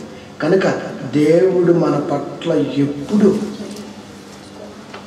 సంతోషంగా ఉండాలి అంటే ఆయన మాట విని పాటించటమే వినయం. దేవుడు నా పట్ల ఎప్పుడు సంతోషంగా ఉండాలి, నేను ఆయన మాటకు విలువిచ్చి సాగటమే వినయం. దాని వెనకాల ఏముందో మళ్ళీ మీకు చెబుతూనే ఉన్నాను. ఆ తలంపుల వెనకాల ఏముందో తెలుసా? మంచి జ్ఞానం ఉంది. అది జ్ఞానం కుదురుగా ఉండగానే మీరు నన్ను అడగండి. అడగటం అర్థం ఏంటి? నాకు జ్ఞానం ఒక్కడేస్తా గోమే పెట్టి. ఇప్పుడు అడగటం అంటే ఇది కాదు. అది అడగడం ఎలా ఉండాలి? ఎవరైనా వచ్చి మనం అడగాలంటే మనకి ఎలా అనిపించాలి? రోడ్డు మీద వెళ్తున్నాం, ఇచ్చారు, అయ్యా బాబు ఇట్లా పట్టుకుని అడిగితే మనకు బాధేసింది. అరే కాకలేస్తుంది అనుకుంటా. అట్లా కాకుండా టైం ఎందుకంటే అయితే నీకు ఆకలేదు, నాకు ఆకలేదు, నేను మనిషి నువ్వు మనిషి 10 మొహాలు కొడరా అన్ననుకో, డోర్ దిగి మళ్ళీ కొడతాడు. డబ్బులు ఇవ్వడం. అడగటం మనకు జాలేయాలి అంతే. అడిగితే ఫ్లాట్ అయిపోవాలి మనం, అంతే కదండి. మరి అంటే దేవుని ఎలా అడిగితే ఫ్లాట్ అవుతాడు? మోహరించి అడిగితే, లేకపోతే కాళ్ళు మూసుకుని అడిగితే, లేకపోతే మన గురించి అడుగుతాడా? ఆ అడుగులో దేవుడు ఫ్లాట్ అవ్వడు. దేవుడు మనంతా ఆయన మనకన్నాడు. ఆయన అడగటం అంటే, దేవుణ్ణి అడగటం అంటే ఏంటి తెలుసా? ఇదేనండి ఆసక్తి. ఆయన మాట వినటానికి నువ్వు పరిగెత్తటమే దేవుని అడగటం, అంతే. ఇంకా ఏముండదు. ఇంకా ఆయన మాట వినటానికి పరిగెత్తే మనసు కలిగి ఉండటమే అడగటం. అది అడుగుడి మీకు ఇవ్వబడి. ఏమడుగుతావు? మీరు అడగక ముందే నాకు తెలుసు, మళ్ళీ చెప్పేసాడు ఇంకేం అడుగుతావు? లాక్ పడిపోయింది. ఇప్పుడు లాక్ మధ్యలో ఏంటంటే పరిగెత్తటం, ఆసక్తి. అంతే, ఇంకా అదే అడగటం అంటే. అలా పరిగెడుతున్నప్పుడు ఖచ్చితంగా ఏదో ఒక రోజున రేసింగ్లో అంతే నా పరుగు కడముట్టించుకునే అది గాట్ టు విన్, నేను విజయాన్ని పొందా. పరిగెత్తడంలోనే విజయవంతం అంతే. పరిగెత్తడం అంటే మళ్ళీ లోపల అట్లా కాదు. తలంపులు పరిగెత్తాలి, ఆసక్తి పరిగెత్తాలి, ఆవేదన పరిగెత్తాలి. మనకంటే ముందు ఏమైతే ఫీలింగ్స్ ఉన్నాయో అవన్నీ పరిగెత్తాలి. అవి పరిగెత్తే ఆటోమేటిక్గా బాడీ పరిగెత్తింది. శవాన్ని ఎవడో తీసుకెళ్ళడం, నలుగురు ఉంటే వాళ్ళు తీసుకెళ్తారు. యాడ పడితే అడిగే పోతుంది. గాంధీ హాస్పిటల్లో పోద్దా అటే పోద్ది, లేదు ఇంకొకటి పోద్దా అడిగే పోద్ది, లేదు సమాధి పోతే అడిగే పోద్ది. అది అడిగి పోద్ది, అది అక్కడికి పోదు, నువ్వు తీసుకెళ్తే పోద్ది. అది ఇది కూడా అంతే. జీవించుతున్నామన్న పేరు మాత్రం ఉన్నది. అంటే ఇది శవం, కానీ తలంపులు బతుకునే కదా. తలంపులు బతుకుంటే కదా. మీ తలంపులు వంటివి కావు. నా తలంపులు అంటే నా తలంపులకి అంతం లేదు, మీ తలంపులకి అంతం లేదు. నా తలంపులు మీ తలంపులు అంటే మీ తలంపులకి సాగు లేదు. బాడీకి ఉందిగా, బాడీ వచ్చింది అనుకోండి, నో ప్రాబ్లం. ఇప్పుడు తలంపు అది పరిగెత్తాలి. వాక్యం కొరకు వెళ్ళాలి, వాక్యం కొరకు వినాలి, ఫాస్ట్. అప్పుడు ఆటోమేటిక్గా శవం వేసింది, ఇది పరిగెత్తింది. అంటే తలంపులు నడిపిస్తే శరీరాన్ని. అదే తలంపు పర్లేదబ్బా రెస్ట్ తీసుకున్నాం అని కొంచెం అనిపిస్తుంది అనుకోండి, కథ బాడీ అయిపోయింది, శవం. దీన్ని నడిపించేది ఏదైనా ఉందంటే అది తలంపు. ఆ తలంపు దేవుడికి దగ్గరగా తీసుకొస్తే ఆటోమేటిక్గా ఈ మనసు వింటుంది. అది వినయం. అంటే వినటములో నీకు నిత్య జీవము ఉన్నది అని చెప్పేశాడు. కనుక వినకపోవటంలో వినయంలోనే ఉంది. మళ్ళా వినటంలో వినయం ఉంది, వినకపోవటంలో వినము ఉంది. కనుక వినయము పరిపూర్ణంగా పూర్తి చేస్తే దేవుడికి సంతోషం. అని అందుకనే మనం సమాధులు బ్రాకెట్లు పెడుతుంటాం. అందుకే బ్రాకెట్ పెట్టా. బ్రాకెట్ ఎప్పుడు పెట్టిన మనం ఫలానా పురుషోత్తం గారు బ్రాకెట్లో ఉంటుంది. ఏమని? డాక్టర్, టీచర్, లేకపోతే పోలీస్. బ్రాకెట్ ఎందుకు ఉంటుంది? బ్రాకెట్లో పెట్టేటం అర్థం ఏంటి? బ్రాకెట్ లేకుండా ఎవడో సమాధిలో పెట్టాడు మీరు చూడండి. పాస్టర్ కూడా బ్రాకెట్లో ఉంటారు. మళ్ళీ సార్ రెవెన్యూ కూడా బ్రాకెట్లో ఉంటారు. ఎందుకు? బ్రాకెట్ అంటే అంత డేంజర్. అంటే బ్రాకెట్లో పెట్టామంటే సత్యావురా అని అర్థం. అది వినయం అంటే అర్థం తెలుసా? నువ్వు సత్యావురా అని అర్థం. అది బ్రాకెట్ నుంచి నువ్వు తీసుకున్నావు అనుకో, వినయం బతుకుతుంది. బ్రాకెట్లోనే ఉందనుకో అంతే. కావాలంటే సామాన్ల తోటకి వెళ్ళండి, ఈసారి పరిచయం చేయండి, అక్కడ ఉంటుంది పోలీస్, టీచర్. బ్రాకెట్లో ఉంటాయి అన్నీ. అంటే ఏమనుకోవాలా? పోలీస్ అన్నమాట. అంటే ఇంక బ్రాకెట్లో ఉందంటే ఇంకంటే. కనుక మనకి ఏమనుకుంటారు, బ్రాకెట్లో ఉండటానికి వీల్లేదు. నేను బ్రాకెట్ పెట్టా అంటే అర్థం తెలుసా? వాక్యం వినిపించాలి కాబట్టి బ్రాకెట్లు పెట్టా.